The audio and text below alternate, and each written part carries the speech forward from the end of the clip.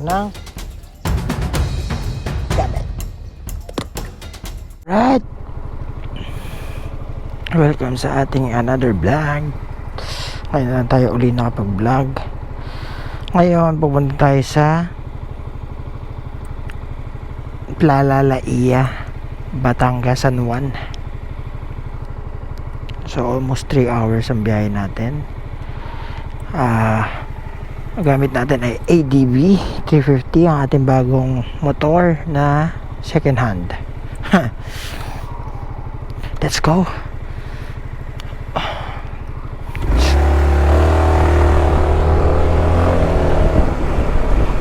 Alright, napakaganda na itong ADV 350. Medyo maingay lang itong nagsasalita na to. Sa ilang ating navigation.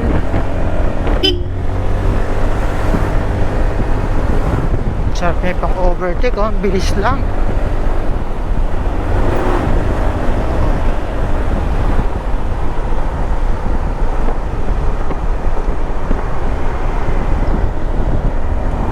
Napakasarap magmotor. Pagas muna tayo. Let's go. Alright.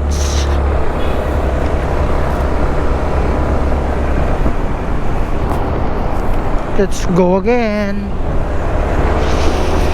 Papunta pala tayo na. Ulitin ko, papunta tayo sa Tlalalaia ng San Juan, Batangas.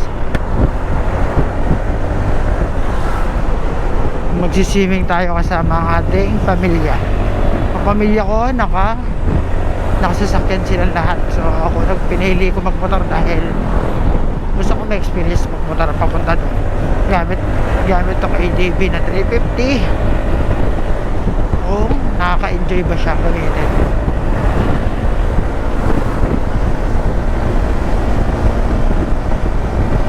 Galing wala akong maramdamang hangin. Effective tong windshield niya.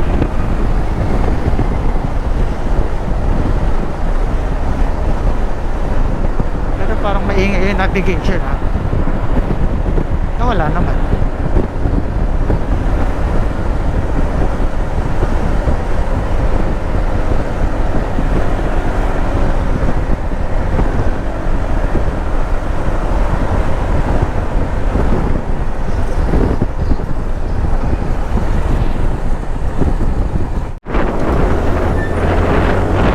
Sarap gawin itong ADV.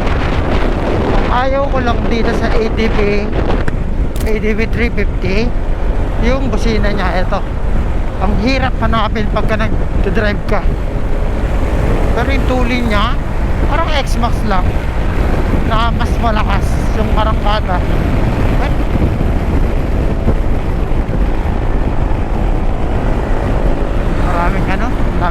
Daming button nito. Kaya unang sakay mo dito parang mababaliw kasi daming pindutan Ngayon susubukan natin siya kung okay ba siya pambiyahe pang malayuan, kasi adventure bike siya, so dapat mas comfortable siya kaysa dun sa dati nating motor na X-Max. Dapat X-Max ulit ang bukunin ko ng motor, kaso parang napaisip ako na gusto ko naman iba. Sabi ko gusto kong subukan adventure bike. So eto, ADV ang pinagsakan natin kasi ito ang kaya lang ng budget natin Pero sulit na to para sa 350cc quality. Ramdam yung lubak dito kasi sa packet ng Tagaytay. Medyo malubak talaga dito. Nung naka X-Max ako parang nananakit yung puwet ko dito dahil nga naka flat seat yung X-Max natin at saka masakit sa likod yung X-Max Hindi ko lang alam kung ako lang ang sasakit ng likod, pero itong ADV na to, pero syempre yung ADV na to kasi stock stock pa yung upuan niya, so hindi mo siya masakit sa puwet. Lambot. sobrang lambot ng upuan niya. Napansin ko lang dito yung arangkada niya. Kung arangkada lang, mahabol yung isang ko. Saan panalong to? Ganyan. Decided, namili ko eh.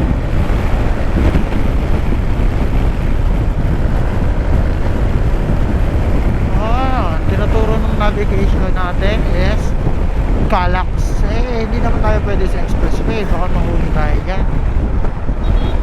Kasi itong navigation net ni Honda, road, parang ano to, navigation to, parang road sync yata to. Ang tinuturo niyong daan is expressway. Bawal po tayo sa expressway, so hindi tayo mag-expressway. Service road lang tayo, dire-diretso lang tayo. Alam mo namang 350 lang tayo, Honda. Bakit mo naman nakapapadaanin sa Calax, sa expressway? Yan ang expressway yan eh. Bawal tayo dyan. Dito sa silang medyo basa yung kalsada nila. Itong navigation natin nabaliw na. Na-expect ko pa naman na pinapa-turn left niya ako ng pinapa-turn left. Alam ko yung daan papuntang San Juan dun sa parang kalahati. So tayo magta-turn left.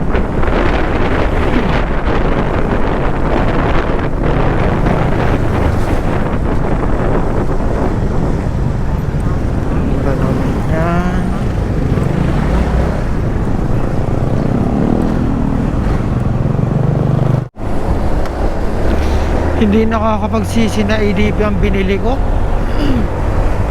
Dito kasi sa Tagaytay, papuntang Tagaytay, silang palang ang daming lubak. Pero dahil naka-ADB tayo, hindi ko masyado maramdaman yung mga lubak kahit tinatamaan ko sila. Lakas na ito. Tama, taangat tong Tagaytay natin. Pero ang lakas pa rin. So, nakamitin. By the way, yung navigation natin, medyo nagdolo ko paminsan-minsan. Tinuturo niya sa iyo yung way na gusto niyang ito. Pipilitin niya na doon ka dumaan.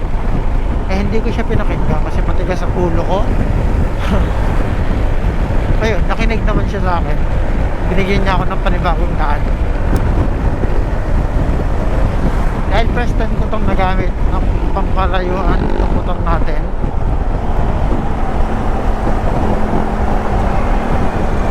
Kaya medyo hataw-hataw konti eh. Kumbaga para tayo nagmamadali. Alam mo tayo nagmamadali. Gusto ko lang hataw-hatawin ng konti dahil titignan natin kung ano yung kapasidad niya. Kapasidad ng niya at kapasidad ng rider. Kita mo yung mga lubak kanina. No? Dinadaanan ko. Hindi ko maramdaman. Para lang akong dumadaan sa sa magandang kalsada.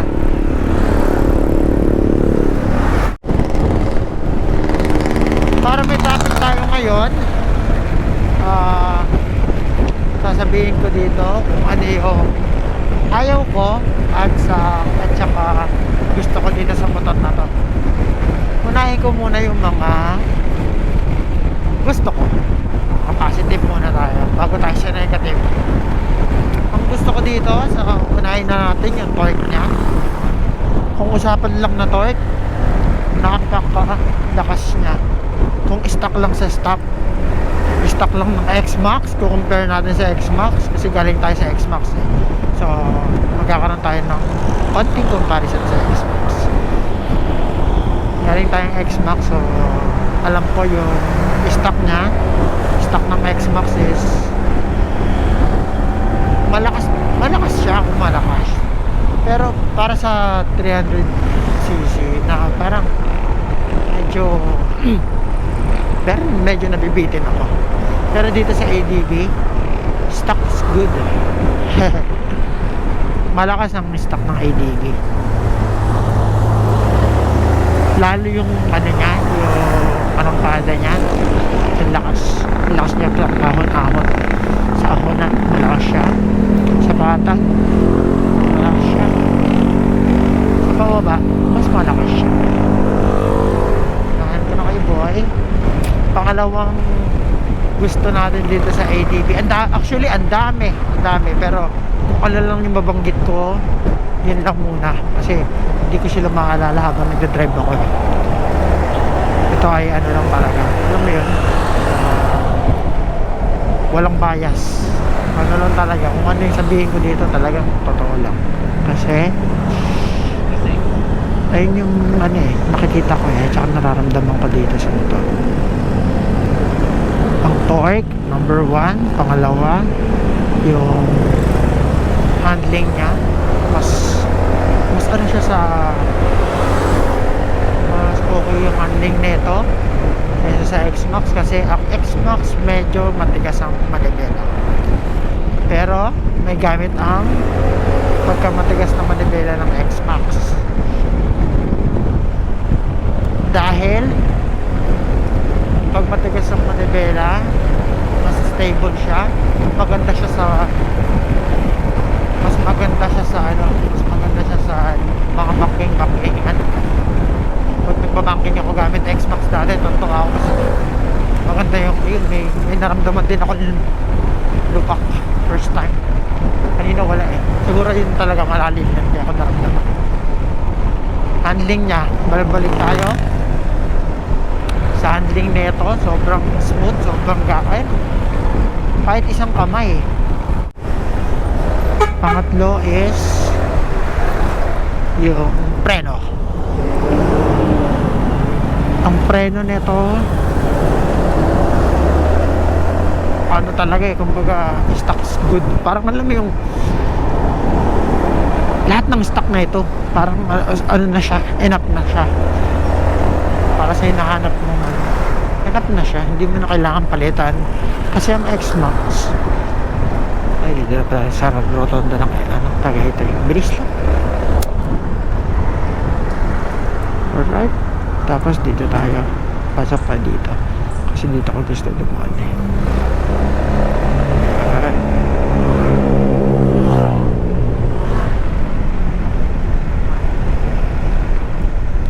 Yun, sarap to. Yun ang handling. Ayun, diba? Pag mga curve maganda yung X-Max kasi matigas. Ito naman okay lang siya, pero sobrang lambot na kasi para sa ano i-wiggle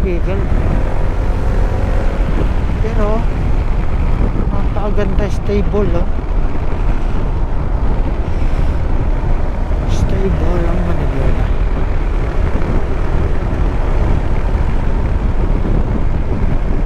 Dito yung daan ng papuntang Sungan, bakit ako pinapadali sa kabila? Napa-U-turn ako, bakit? Ito kaya ako. Sige na, rerouting mo na. Yan. Okay. 7 kilometers to. Nakikita niya yung nakikita ko. Ayun napakaganda. Hindi ko alam kung ano nakakasakop dyan pero nakalagay dito, welcome Batangas 3rd District Engineering Office, Highway Boundary, Lake Taal, Tagaytay Road. Okay. Boundary nila to. Okay. Continue. Let's go. Enjoy lang natin yung paligid. Diyan puta, akala ko nakakita na ako ng eagle sa kalsada. Slow down ka. Okay, medyo maluwag na lang pa sa hindi pala. Grabe itong liko niya. Uy, grabe yung liko niya. Ganon din yung mga likuan sa Sagada. Punta kami ng Sagada, ganon ang likuan, mga curve. So pag sanay ka na dito sa Taal, itry mo naman sa Sagada. Ayan, mga ganitong likuan. Grabe. Kakaliko mo lang, liko na naman. Tapos liko muli. Tapos X-Max. Ayan mismo X-Max, guys.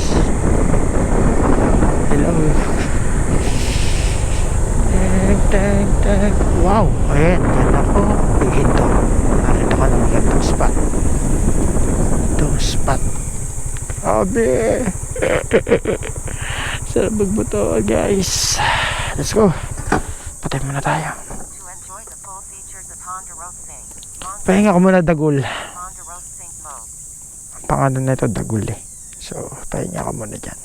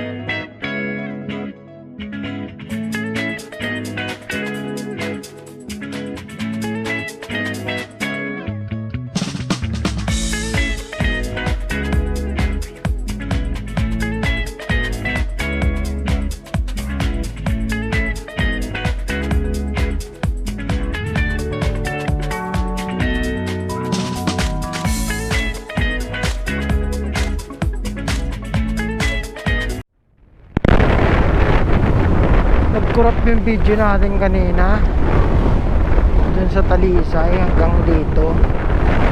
Yan, inayos ko na lang.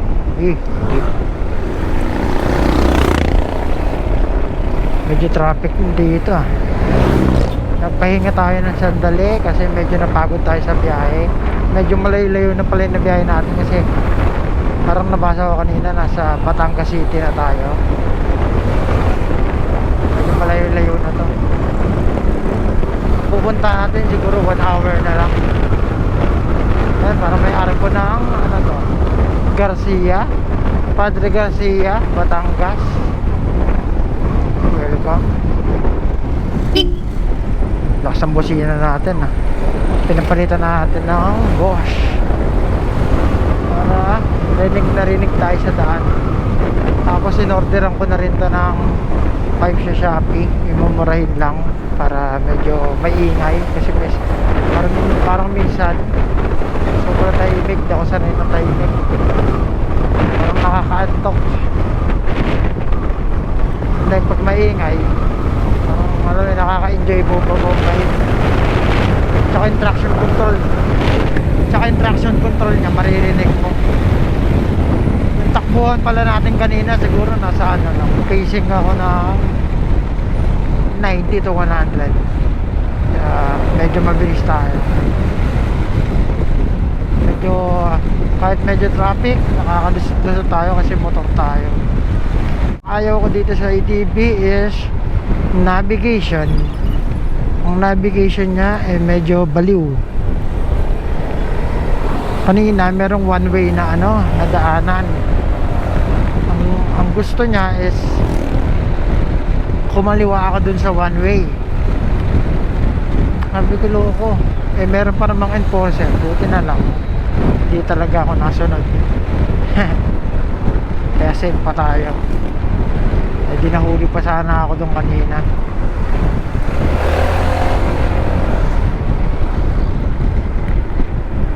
Mainit na.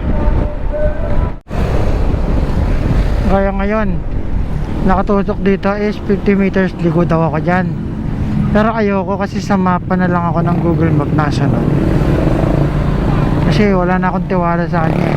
Trust issue na ako sa kanya, kaya ayoko na sumunod sa kanya. Ngayon ang plano ko, susundan ko na lang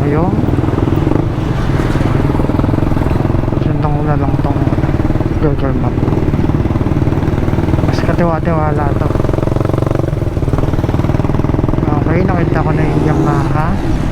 Kung nakita mo yung Yamaha, parang dito yata to yung Google Map. Yung Google Map, hazard tayo. Kaya mas maganda bumili ka ng ano dito eh, phone holder talaga. Kasi wala kang tiwala sa ano, navigation. Okay, tama naman yung tinuturo niya ngayon. Nagre-route siya.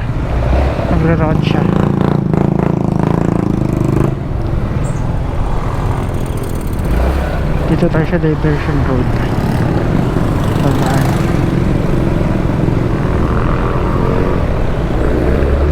Okay.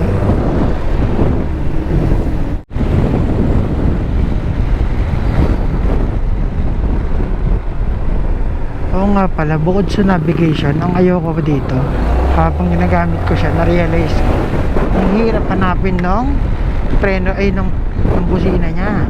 Ayan o, ito ang liit na bukotan o. Tapos nasa gitna, ang hirap kapain. Para kang si Madam Oring, manghuhula. Hulaan mo kung nasa ng busina. Parang gano'n eh. 4.2 kilometers. Diretso lang pala to. Bilang, diretso tayo. Habang ano pa, hindi pa ganun kainit. Nabutan ako ng init kasi napasarap ako dun sa Talisay eh. Kaya napatambay ako ng konti. Kaya napatagal ako ng konti sa biyahe. Dapat ano to eh, 3 hours lang tong biyahe ko eh. Siguro naging ano, magiging 4 hours. Hindi naman 4 hours, siguro 3 hours and 30 minutes. Kasi yung tambay ko dun sa Talisay kanina 3 hours na yun. Like 30 minutes na yata yun, magpupo 1 hour. Kanina kasi may mga kasama ko tumambay, mga rider na galing Taguig. Nakilala ko sila dahil nagpa-picture sila kasi wala sila ano, kumbaga gusto nila magkakasama sila lahat sa picture, so pinicturean ko sila, pero pinicturean din nila ako bilang gante. Tapos nagkakwento-kwentuhan kami doon kung tagasan sila, taga-Taguig daw sila, so medyo malayo. Ako Cavite lang, malapit-lapit lang ang Cavite dito sa Batangas. Actually gusto ko sana tong i-top speed ng motor na to. Problema wala akong wala akong makita na perfect na daanan para i-top speed siya.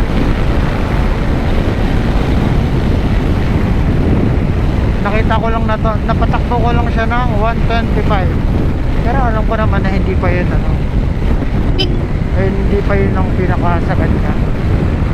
May bubuga pa siya.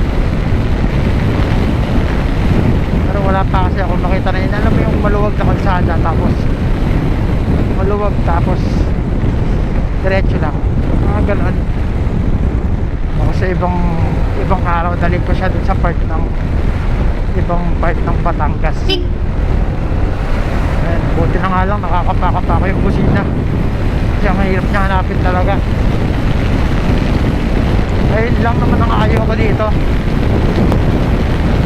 navigation saka busina. Hindi busina kasi wala sa busina ko eh. Pwesto ng pindutan ng busina. Ayan o, para makita nyo ito. Medyo mahirap siyang hanapin lalo pag nakafocus ka sa kalsada.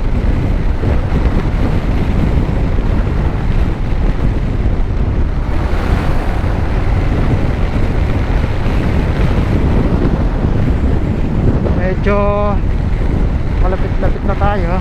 Ay, dahil may issue na sa akin ng navigation ng Honda, hindi ko na siya sinusunod. Sabi niya sa akin, follow the roads. Sabi ko, ayoko, dahil muntik mo na akong papasukin sa one way kanina. Buti na lang talaga nakita ko na one way. Kasi kung hindi, kuwaba naman ako. Dito na tayo sa daanan na mahaba-haba. Puro diretso lang. Ayoko naman din mag top speed ka dito tapos biglang may lalabas. Aray ka, top speed ka pa ha. Tapos biglang may lumabas na sasakyan.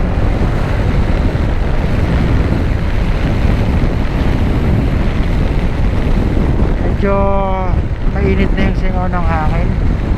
So buksan natin yung konti yung jacket natin. Okay, clear. Yan.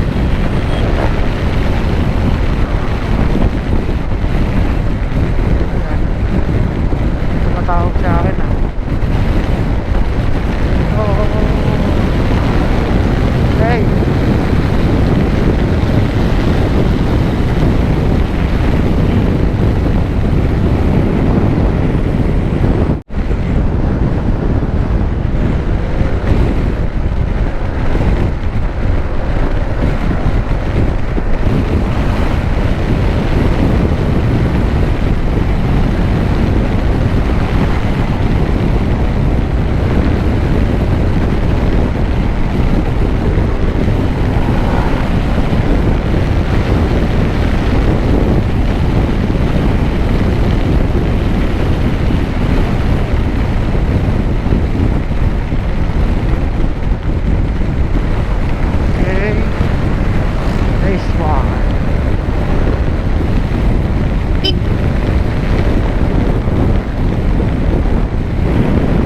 Umuwi na tayo dahil parang ano siya eh, kakain siya ng linya papuntang kaliwa.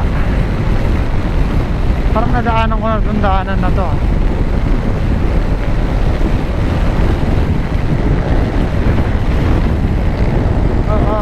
Pangit din ang daanan dito eh.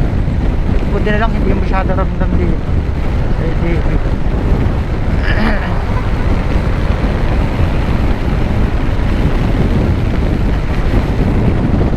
Ang sarap ng motor. Alright.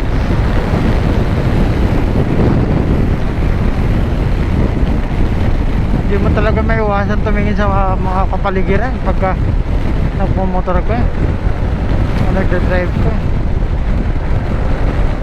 lalo pag maganda yung mga palipaligid. Dagan. Kaya sila iniiwasan na yung lubak ko. Ako kasi sinasalo ko. Saluhin ko yung lahat. Sige, go. Pare ko, joke lang. Gago. Talbog ako dun ah. May malalim din pala. Sabi ko pa naman sasaluhin ko siya. Pag salo ko, tumalbog na ako. Aray ka. Pero okay lang. Kasi kung sa Xbox yung nangyari, nalubog ako ng ganong kalalim, panigurado hihinto ako, check ko yung pulse ko, yung shock ko. Ito hindi na, kasi alam kong dinisign siya para sumalo ng mga lubak.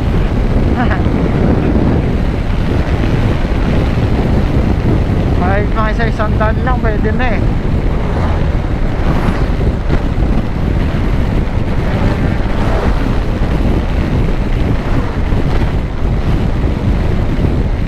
Malayo pa, 7.8 kilometers. Liliko ako ng pakanan. Grabe daan, lubak. Kawawa dito mga ano, naka jump forms na mags. Yung bag ko nababa ah. Okay, continue.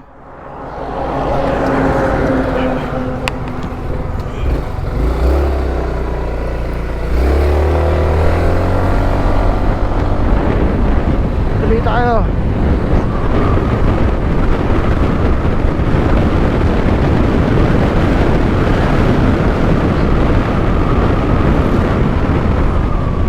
Oops, sandali. Parang dito na yun. Flyan line.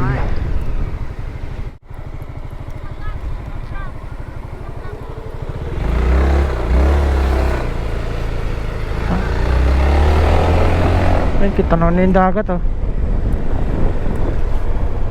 Saan kayo dito? Likod? Okay, nakita na kita.